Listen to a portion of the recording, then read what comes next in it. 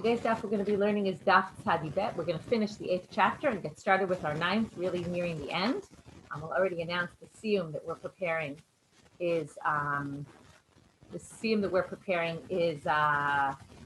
to be on March 21st, the week right just leading up to Pesach. It's on a Sunday. We'll have the siyum with a lot of fun activities. Okay, if someone could put the sheet up in the chat, that would be great. I meant to, but I actually put up the wrong link. So if someone could take care of that, that would be helpful. Okay, we're going to start at the bottom of Tzadi Aleph Amud Bet with the Mishnah. Onen tovel v'ochel pischo la'erev aval lo b'kodashim. We're now talking about someone who's an onen. That means the day that person has one who's close to them dies. Then, I forgot the dedications. My apologies. Okay, let's start again. Today's daf is dedicated by the Tannenbaum family in loving memory of Miriam's father, Jack Zemsky, Zichrono Levacha, and his 17th yahrzeit. Nishmat Yaakov Yitzchak ben Moshe Nachum Halevi, Zichrono Levacha. He modeled and imprinted Avat Torah and Avat Yisrael on his daughters throughout his life, and he would have celebrated Hadron's imparting of these values to the world. He Zichro Baruch. Okay, so back to the Mishnah now. Onen tovel v'ochel pischo la'erev aval lo b'kodashim. We have someone who's an onen. That means he is. We have someone who's an onen. That is someone who lost a family, a close relative, on that day. And we're going to see that onen by the Torah. We don't really know this yet, but we're going to get to this. Onen by the Torah is only during that day. Okay. Normally, we talk about someone being an onen until such time that the person's buried. Here we're going to talk about a person who's an onen, and we don't actually bury the person, and they're not tamei lamet, okay? They didn't become impure to the person who died. If they did, they have a separate problem on their hands. But an onen is not allowed to eat kodashim. We learned that from Aharon. If you remember that whole story where he didn't eat it, right? And one of the reasons given was, why didn't he eat the meat? Because he was an onen, and an onen can't eat the meat. And it says there, and this is where we get the Doraita, it's that day only, because it says, and I don't remember the exact words, hayom, I would eat it today. In other words, today I'm an onen, okay? Meaning only during the day. So now you have this status, like we talked about someone before. He can't eat kodashim today, but he can tonight, okay? Now, even if he's still an onen, we're going to see that he's only an onen midrabanan at night. And therefore, there's an issue, right? To a right level, he's actually obligated to eat the korban pesach. So the question is, can you do a korban pesach for this person? Even though they can't eat during the day, but they will be able to eat at night, like all those other people we saw. So it says here, onen tovel v'ochel pischo la'erev. So yes, he goes to the mikvah. Why does he need mikvah? He wasn't tamei. Talk about that in a second. He goes to the mikvah during the day, and then he can eat the pesach at night. Okay, he can eat the korban at night, so he makes sure they slaughter it for him during the day, and then he can eat it at night. Now, what's this idea with tefillah? It seems a little strange. What does he need to do tefillah for? So there's this concept that if you can't eat sacrificial meat, in order to allow you, when you have to kind of designate, this time I can't eat, but now I can, you do a tefillah. Okay, where else does this come up? Also by a woman who is in nida, if you're not in nida, yoledet, she gives birth. The first 7 days for a boy or the first 14 days for a girl, she's tamei. Any bleeding is tamei bleeding. She goes to the mikveh after that.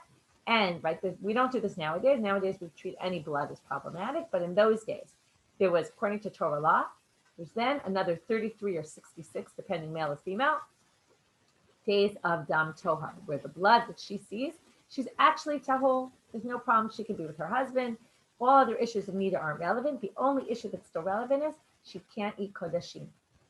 The day of the 40th or the 80th day when she's finished, she goes to the mikvah also. It's, again, to make this separation between days where you can't eat sacrificial meat and you can. So it's the same idea here. So he goes to the mikvah on the day of, and he can then eat at night. Avaloba kodashim. But this doesn't help you for sacrificial meat. Okay, a regular onen can't just go to the mikvah if they haven't buried the dead person yet. They can't go to the mikvah on the day that they're an onen and then eat the meat at night. No, it only works for Pesach. Why? Because Pesach is karet. So we're going to see this later, which is, it's going to be coined. There's going to be a term coined for this in the Gemara, which is lo ha'emidu chachamim divreihem bimkom karet. Meaning, I'll start from the end of that word, a line. When there's karet, it's forbidden to eat because of karet, When that's the case, sorry, not forbidden. When there's an issue, current related issue, like here, eat the korban pesach, the rabbis didn't take seriously, they made all sorts of rabbinic ordinances, like onen continues at night, even if you haven't buried your dead, even though by Torah law it's only during the day. The rabbis extended it through the night and until such time that you bury. But since onen, we go right, it's only on the first day. So when it comes to a current issue, eating the korban pesach, which doesn't apply by other sacrifices, we're going to override the rabbinic law. And today we're going to have a list of 3 cases where the rabbis overrode rabbinic law for curry, and 3 cases where they didn't. Okay, so you're going to see they didn't do this across the board, even in all curry situations, but in certain situations they did. Hashomea al meto, the day you hear that someone dies. Let's say you were far away and you didn't hear, right? This is less common nowadays, but it does sometimes happen. Sometimes you have an elderly person, you don't want to tell them right away that someone died because you're worried about their reaction, and eventually you tell them. It happens sometimes. So there could be situations where somebody only hears later about it. So when you hear that day, you're considered an onen, even though the person's buried, but you have the same kind of status as, it's not exactly onen, but you have this serious level of abelut, so to speak, for one day, where you also can't eat sacrificial meat. In those days, they would wait for all the flesh to kind of disintegrate, and then they would collect the bones, and first they put the body in place like a pseudo burial. They waited for all the meat to decompose, and then the flesh, and then they would take the bones, gather them, and bury them. So the day that they would do that also was forbidden for you to have to eat sacrificial meat. So those cases also, same as the onen, tovel v'ochel b'kodashim. Now here it's even more lenient. Here, these are less severe as onen, so we're going to even let you eat sacrificial meat, obviously the meat for the korban pesach. Ger shenitgayer be'erev pesach. If you have someone who converted specifically on erev pesach, right, you think you don't have enough to do that day, but let's go convert. So Beit Shammai Omer, right, I'm trying to imagine what it would be like, right? You convert, and now you have to get rid of all your chametz, and you have to do all this stuff. Anyway, let's say you convert on erev pesach. Beit Shammai Omrim tovel v'ochel et pischo la'erev. Okay, now it sounds like you need an extra dipping. There's a machloket about this. Some people say no. You're dipping that counted for your being a ger by converting. You go to the mikvah, that's going to also count as separating that yesterday I couldn't eat these kochim and today I can. And you can then eat the pesach in the evening. Some people say you need an extra tefillah here. Okay, you have to dip twice. Beit Hillel Omrim, and here we're going to see a case, doesn't happen often, where Beit Hillel is more stringent than Beit Shammai. HaPoresh min ha'orla kiporesh min ha'keren. One who separates from orla, okay, which we're going to learn later, sounds like anybody, even a Jew, but we're going to see that people don't think that that's what he means. He really only means a convert, someone who was a Gentile who converted. Kiporesh min ha'keren. It's as if he came away from a grave. It's a very strange connection, but we're going to see in the Gemara what it really means. What it really means is, think about it. A ger had become in contact with dead people before he converted, right? He never went through some sort of tahara process. So Beit Hillel says you have to go through a tahara process. This is very strange because Gentiles don't have tumah, okay? Now it happens, we have some chumras and we treat them all like zavim, but forget that. There's no such concept of tumah made by a Gentile. It doesn't work. Tumah again isn't something that actually happens physically, right? It's a metaphysical thing, not applicable to Gentiles. So it's a little bit strange why Beit Hillel does this, and we're going to have to see in the Gemara what the issue is. So now, and I want to stress this because when we get to the next Gemara, it's going to be a bit of a different structure. Often the Gemara, I'm going to point out some methodological issue, which is the Gemara often takes the Mishnah, and what our Gemara is going to do is very simple. We have 3 sections of the Mishnah, and the Gemara is going to go section by section, and each section is going to try to understand that section a little bit better. So my time, so we're back to the case number 1. Why in onen tovel v'ochel pischo b'layla, but not sacrificial meat, only the korban pesach? Kasavar aninut delayla de Rabbanan. I already kind of told you all this, which is the author of our Mishnah held that aninut at night is only rabbinic in nature. The gabe Pesach, and when it comes to Pesach, lo ha'amidu devreihem b'mkom karet. But gabe kodshim ha'amidu devreihem b'mkom aseh. To eat the sacrificial meat of a sacrifice that you brought, a regular sacrifice is only a mitzvah aseh. There's a mitzvah to say to eat your sacrificial meat, but it's not karet.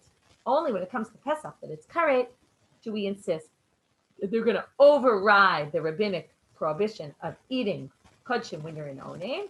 Since the onen is only rabbinic, so the chachamim overrode that in order not to get karet for not being part of a korban Pesach.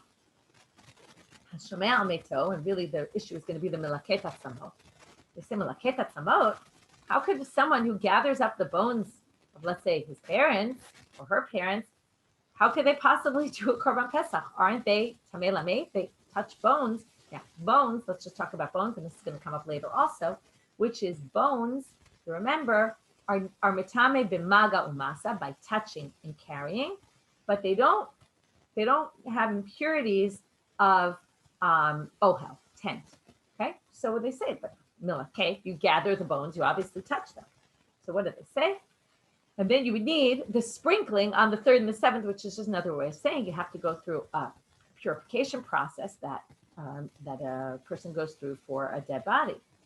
So no, what it means is the person's parents, let's say, died, and they waited till the flesh decomposed, and then they took the bones, but they didn't do it themselves. Someone else did it. They didn't actually physically come in contact with the bone. That's what it wasn't tamei made. It was a different issue of the status. Again, your status on that day is like in owning, so to speak. It's like the same idea. Gersh nitgayer. Now we get to the part that's a little bit more complicated. Why is this gersh nitgayer? Why is there this machloket? The Beit Hillel's, Beit Shammai makes sense, but Beit Hillel doesn't really make any sense. Why are you considered like a tamei meit when Gentiles don't have laws of tumat meit apply to them? Amar Rabba Bar Chana, Amar Rabbi Yochanan, machloket. Now, and the other thing that was interesting was Beit Hillel's language, who said anyone, a poresh mina or last, sounds like anybody who did a circumcision. Right? Let's say your person's siblings died for circumcision when they were young, so he didn't get circumcised because if 2 of his brothers died, you don't need to do it. But then as he got older, I guess, right, the issue was maybe not to do it as a child, but he did it when he got older, and maybe he forgot to deal with it earlier, realized, Erev Pesach, I want to eat the korban Pesach, so decides to do the Brit Milah that day. So now, it sounds like the Hillel would say, HaPolish min ha'olam, HaPolish min ha'met, right? Which again, what's the connection and why would that be? It seems strange. It's not like circumcision has anything to do with death or something. It seems weird. So Rabbi Bar Chana says in the name of Rabbi Yochanan, machloket ba'arel nafuri. This whole thing is only talking about a Gentile, not a Jew. The Beit Hillel Savre, Zera Shem. Now, what's his? We're now going to find out what's his reason. Zera Shem Yitamar l'Shana Ba'ah. Now, what might happen? The Gentile might become, let's say, just so happens, next year, this Gentile is going to become Tamei Lamed just before Pesach. The Yomal, and he'll remember that last year he converted, and he had never gone through a process to purify him from tumat made, all the tumat made that he had been in contact with him. He's a Gentile. He doesn't, right, he's a ger now, but he doesn't really know all the laws, especially maybe laws of impurity, which are complicated. And he doesn't realize that there are no laws of impurity by Gentiles, of impurity to a dead body. So therefore, what's going to happen? Next year, he's going to say, the Yomal, Eshtaked, last year, Milo Tabalti V'achalti, didn't I go to the mikveh to get rid of impurities, right? He won't realize why he went to the mikveh. He'll think. Again, this works better if you assume that he went to the mikveh twice that day. And then he thinks the second time must have been for impurities, which is somewhat true. It's not really. It's really just to allow him to touch him.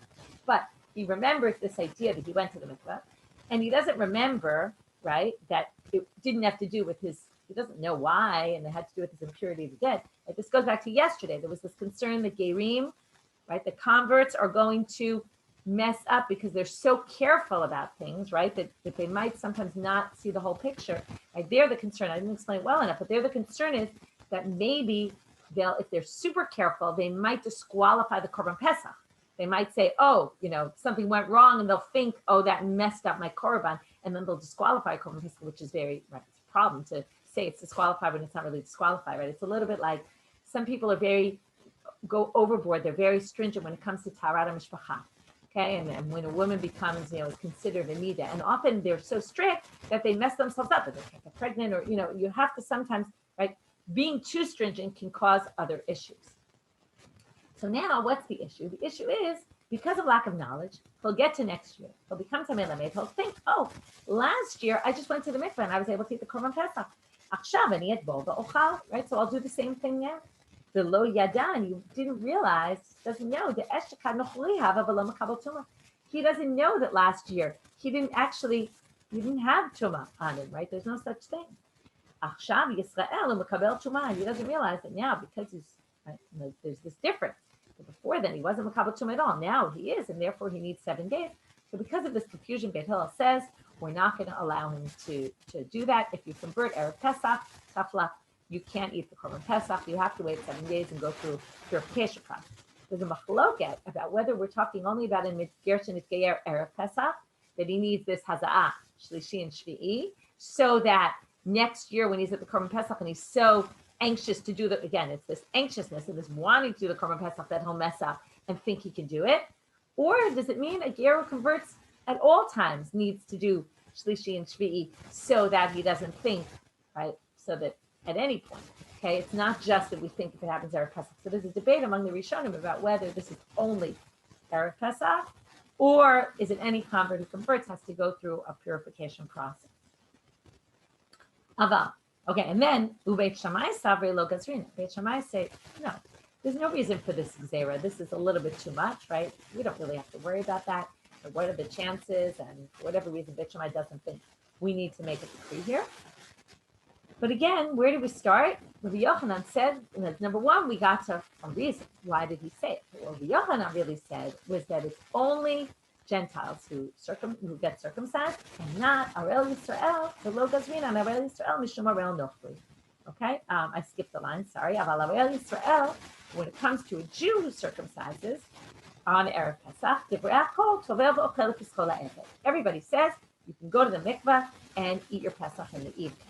Okay, now, by the way, I should just point out, nowadays they don't ever allow anything like this. You can forget about Korban Pesach, I'm not talking about that. But they don't allow you to go to the mikveh the day that you do a circumcision. You have to wait a whole week legally because of infection. Okay? In those days, I guess they weren't concerned for infection. So, they say, oh, go to the mikveh. Like they didn't understand so much. But nowadays, this wouldn't happen ever, right? You would need to wait 7 days for health reasons to be able to go to the mikveh. The lokas rina arel Yisrael mishum arel nafui, right? And we don't say, oh, well, let's do the same thing for a Jew who circumcises himself and say, if we allow him, then maybe we'll allow Gentiles to circumcise, and therefore, right, that's already gzera al gzera, right? There's already it's too removed. Tanya Namihachu, we have a bright to support this reading of Rabbi Yochanan that it's only a Gentile and not a Jew. Here we have it explicitly in a Tanaitic source, as opposed to just an Amoris said it, but we even have a Tanaitic source that says it. Amar Rabbi Shimon ben Elazar, lo nechleku Beit Shammai uBeit Hillel al Arel Yisrael shetovel v'ochel piskol la'erev. They didn't argue about that. Arel Yisrael can clearly go to the mikveh that night and during the day, and then eat his Pesach at night. Amar nechleku, what was the machloket al Arel nochuri? Only about a Gentile. Shebeit Shammai omrim tovel v'ochel piskol la'erev uBeit Hillel omrim aporesh min ha'olah kaporesh min ha'kever. Same quote from the Mishnah.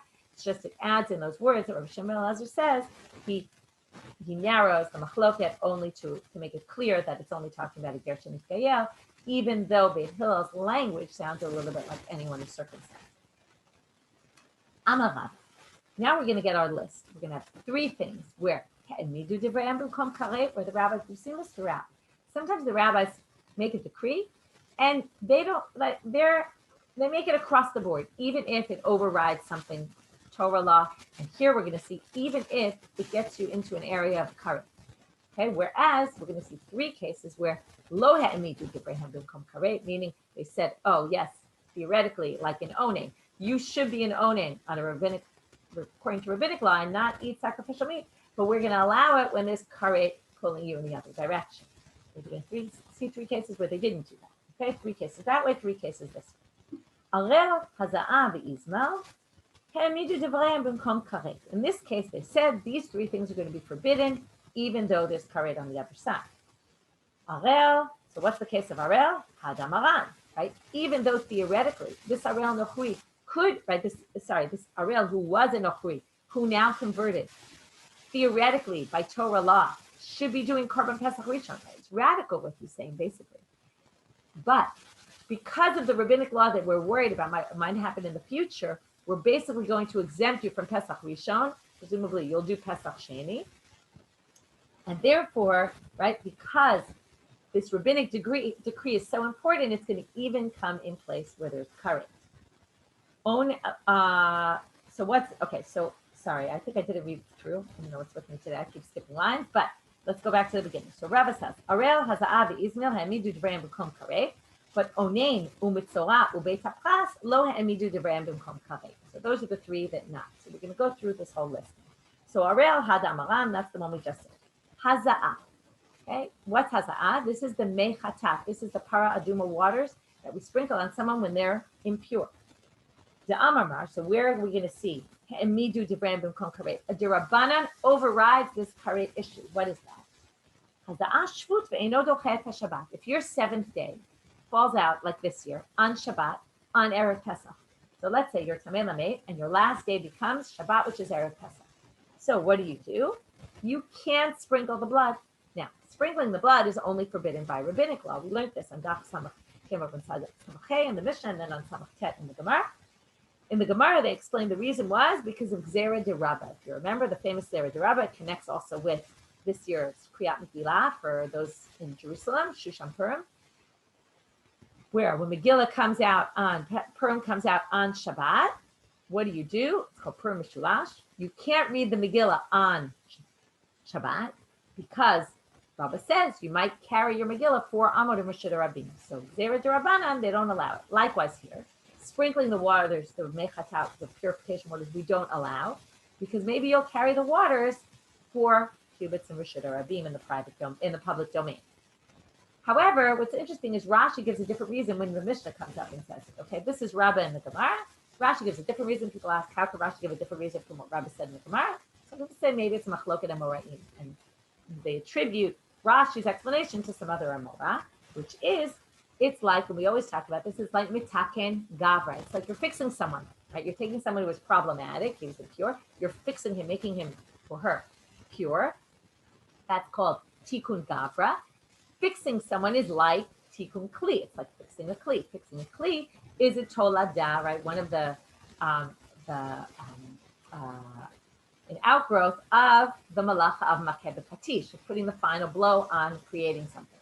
So therefore, it's asher midirabanan to do the haza'at, either for zera derabba or because you're fixing someone, and yet they don't allow it on Erev Pesach, even though there's karet involved. You're not going to end up doing your korban Pesach. But again, you will be able to get to Pesach Sheni, but still, it's karet issue. Izmil. What's the Izmil? We're now on the topic of Brit Milah. There's a debate here. Remember, Brit Milah is the other mitzvah to say that you get karet for. Some people think this is just a Brit Milah halacha. Some people say, no, we're talking about when the circumcision falls on Shabbat specifically. On Erev Pesach. Okay, the baby is you want to be circumcised before Pesach. So there's a debate about whether this connects with Pesach or it's really just Brit Milah, and we're talking anytime. So Izmil Ditan, Kashem She'em Mevi'in Oto Derech Rishud Rabim, Kach Mevi'im Oto Derech Gago, V'derech Patzero, V'derech Karpifo. Remember, we learned this already, which is, there was a big debate in the Perek, it's called Perek Rav Eliezer de Milah, of the Sechet Shabbat, where Rav Eliezer says, all Machshirei Milah Dochim et HaShabbat, even carrying the knife, will override Shabbat, but the rabbis disagree and say, no, only the Brit Milah itself overrides Shabbat, but everything else has to be ready beforehand. And then they go so far as to say, even though there's karet involved with Brit Milah, or maybe if we're talking about you want to do a circumcision to get you to be able to do the korban Pesach, and it's Shabbat Erev Pesach, you're not allowed, you can't bring the knife, not derech rishud rabim, which is obviously forbidden by Torah law, but even by rabbinic law, which if you remember, carrying from roof to roof or courtyard to courtyard, or maybe roof to courtyard to karpaf, all these places, right? A karpaf is an area that's a big area that's surrounded by walls, but not meant for living space, right? One can carry by it's only forbidden by rabbinic law. So maybe you would have allowed it. They say, no, we don't override rabbinic law in this area to, even if it gets to you to a karet issue. So those are the three that they don't override rabbinic law, even when there's a karet situation. But now we're going to talk about the three that we do. Onein, hadamaran. If you're only an onein midrabanan, we override that and we let you eat the korban Pesach at night. Mitzora, maihi. So what's the case of a mitzora? Ditanya, if you remember, what happens with the Mitzorah? The Mitzorah goes through a 7-day purification process. On day number 8 in the morning, he's what's called Mechusar Kippurim. He can't eat korbanot because he has to bring a korban first. He can't go into the Azara. He can only go in the Ezrat Nashim area. We let him in there. He stands by Sha'ar Nikanor. We just talked about this because Sha'ar Nikanor, they specifically didn't sanctify the doorway area so that the Mitzorah, the leper, can stand there. And they put blood from the korban asham that he brings, the guilt offering, and oil, and they put it on his right ear, his right finger, and his right toe. Okay, so now, what happens? What if we have this unique situation? Mitzorah shachal shmini shelo be'erev Pesach. So number one, it's unique because his 8th day falls out on erev Pesach, the day he's supposed to bring the sacrifice. But something else happened, which is Ra'ah Keri Boba Yomi. He had a seminal emission on that day. Now, if you remember, what did we learn? This is a good review of a bunch of things we learned that are always a little more complicated, the Tumah stuff. So let's review. V'chol tzarua v'chol zav. Remember, anyone tzarad, anyone who is a zav, has to be out of the machaneh. Remember, this person can come in because he already went to the mikvah. So he's allowed already into the machaneh leviyah, what we call, right? Even though normally a mitzorah isn't, but he already went to the mikvah and he already had harev shemesh, right? He went on the 7th day to the mikvah. The nightfall came already. Now he can go into the mikdash. He just can't go into the inner area. Now what happens though? If he sees Keri, he's like a zav, and a zav can't even go to machaneh leviyah, which is the place where the mitzorah is supposed to stand. Anywhere in Har HaBayit is the machaneh leviyah. So what happens? So he can't go to finish his purification process now because he saw Keri. He had a seminal emission, and therefore he's stuck. So what do they say? Tovel v'ochel. He can go to the mikvah, and then he can go finish his purification process. He can go into the Yatzchat Yisrael, even though he has to really wait for nightfall. Right? It's what's called Shvul Yom. Just talked about that, right? Someone who's done all they need to do, right? Like I said about getting vaccinated, but you don't have that week that passed yet, right? Which you know is going to pass, but it hasn't passed yet. Ve'ochel. And he can eat then the korban pesach that night. So how does this work? Amru Chachamim. Even though, right, he was a zav and he's not allowed to come in. And yes, he went to the mikvah, but we don't allow people when they're at Shvul Yom. We only allow them once sunset. But zenichnas, we're going to allow this one time. We're going to allow him to go in. So the first explanation is better to have, now there's 2 assays here. One assay of doing the korban pesach. That's one assay, and that assay has karet associated with it. And it will override the mitzvah asay she'ein bo karet. What's that? Vayishalchu min hamachaneh. You're supposed to send out of the camp, kol tzaruach, kol zav, right? All those people. So he's supposed to be sent out, but the assay of allowing him to do a korban pesach overrides that because of karet. Rabbi Yochanan said, "What do you mean? It's not an assay of Torah versus an assay of Torah. It's not a karet versus not karet. No. And this is going to fit in with what we said. We want to find a Rabbanit here. So now he's going to say, Dvar Torah, Filo Aseh Eimbo. From the Torah, there's no mitzvah Aseh here. Why? It's true he was a Baal Keri. He had a seminal emission, and he should have been out of the Machaneh on the Torah level. However, what happened? You forgot. He went to the mikvah. So he's a Tful Yom. And Shneimah says in Sefer Devrei Hayamim, Chronicles, Vayamod Yehoshaphat B'Kal Yehuda B'Yerushalayim B'Beit Hashem L'fnei HaChatzer HaChadashah. He stood up in the house of God in the new courtyard. So they say, what's this new courtyard that they're talking about? So they darshan shechid shubo davar va'amru tful yom lo yikanes b'machaneh leviyah. The whole rule that it's tful yom, remember, it's tful yom, like we said, we know he's already gone to the mikvah, and all he has to do is wait for sunset, right? There's something that's kind of preventing him until sun fully sets. He's not going to be tahor, but he really is somewhat tahor because he already went to the mikvah. So by Torah law, tful yom is actually allowed in the mikdash, and it's only rabbinic law that we don't allow it. And that, they claim, was from the time of Yehoshaphat, and it's learned out from that pasuk. So basically, the point is that this person, right, this Mitzorah, who saw Keri, who can't go in now, only can't go in at a rabbinic level, and because of the Korban Pesach, we allow him to go in and finish his purification process of the Mitzorah, and, right, he's Tovel from the Keri, and then he can already go into the Mikdash and finish his Mitzorah process, and then that's all to enable him to eat the Korban Pesach that night. So because it's so important, we allow it. Beit HaPras, the last one is this Beit HaPras, which we've seen before, which is a field that had dead bodies in it. And then it was plowed, so the dead bodies are all mixed up, so we don't know anymore where they are. And there's bones around, Okay, now the issue is the flesh already decomposed. Clearly, we're not worried about flesh. What's the difference? Flesh and bones. So, like we said, bones aren't matame too much ohel. So, if it was flesh, anyone who walked past anywhere here, right, it would be a problem, assuming there's flesh all around. But the flesh has decomposed by this point. This is an old place where there were bones from a long time ago. The issue is that maybe you'll end up coming in contact with bones, right, that are as big as a seorah. Remember, because even the size of a barley, they're matame. So the issue is when you walk through this field, there's a chance that maybe you're touching bones from a dead body. So now we're going to override this. It's not. How do we know this? It says in the following Mishnah, V'shavin Beit Shammai u'Beit Hillel. They both agree. Shebodkim la'osei Pesach ve'ein bodkim la'ochlei Truma. What does this mean? It means that we allow. We don't yet know what it means. We'll see. We allow. Let's say you're on your way to do the Korban Pesach, and the only way to get there, a classic problem. The only way to get there is to walk through this field, which is a Beit HaPras. If you're on the way to do your Korban Pesach, you have no way to get there if you don't walk through this field. So how are you going to do that? So they say, when it comes to Osei Pesach, we allow you to do it in this way of Bodkim, which we're going to see in the Gemara what this is. But we don't allow it if you want to eat Truma.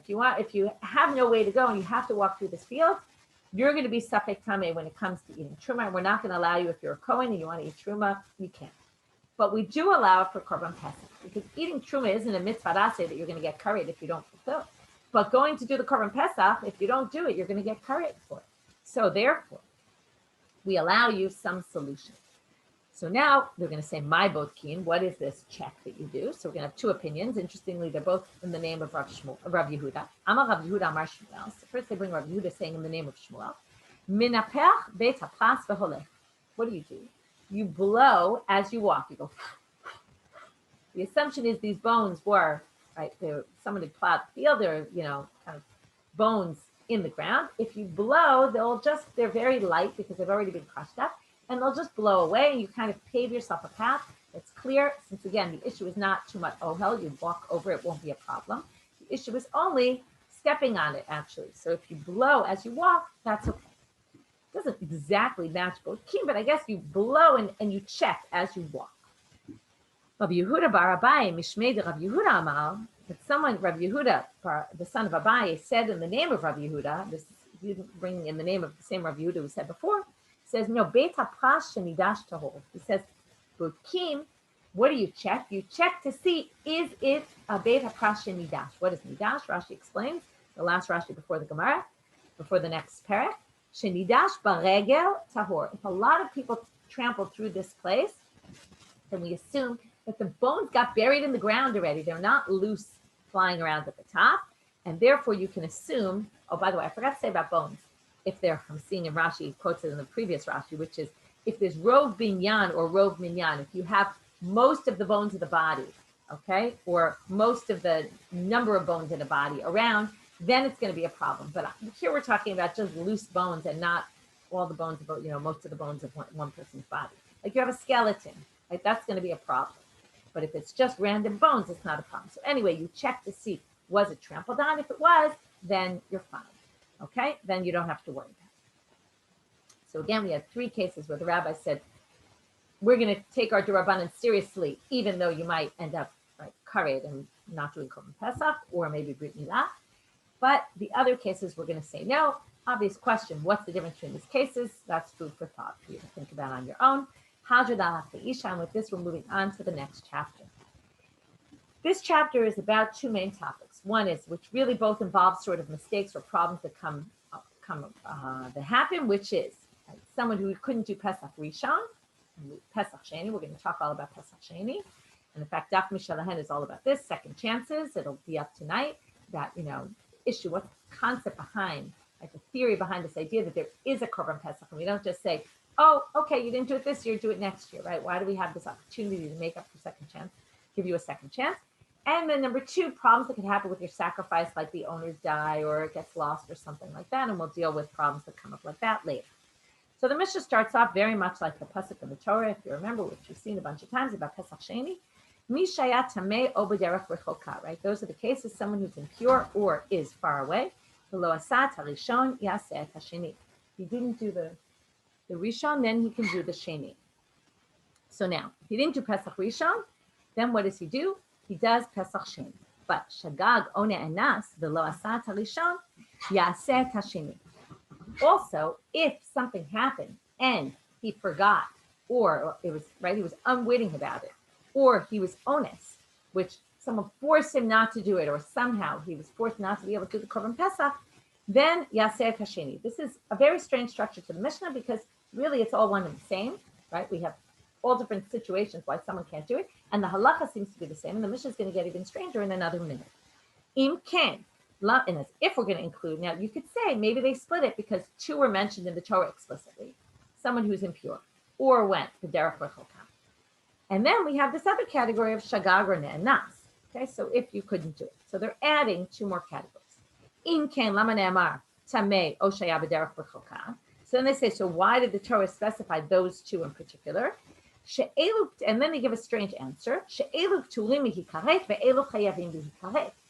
Those are exempt from, now it sounds like they're saying the two first cases are exempt from karet. You don't get karet if you were tamei or b'derech rechokah.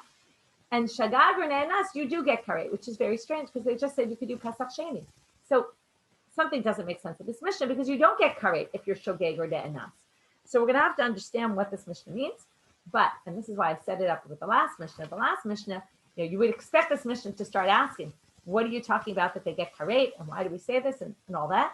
Instead, the Mishnah is a different structure. The Gemara has a different structure here, which is a different type of thing that comes up in the Gemara, which is the Gemara brings some other machloket that someone has to do with this, but not directly.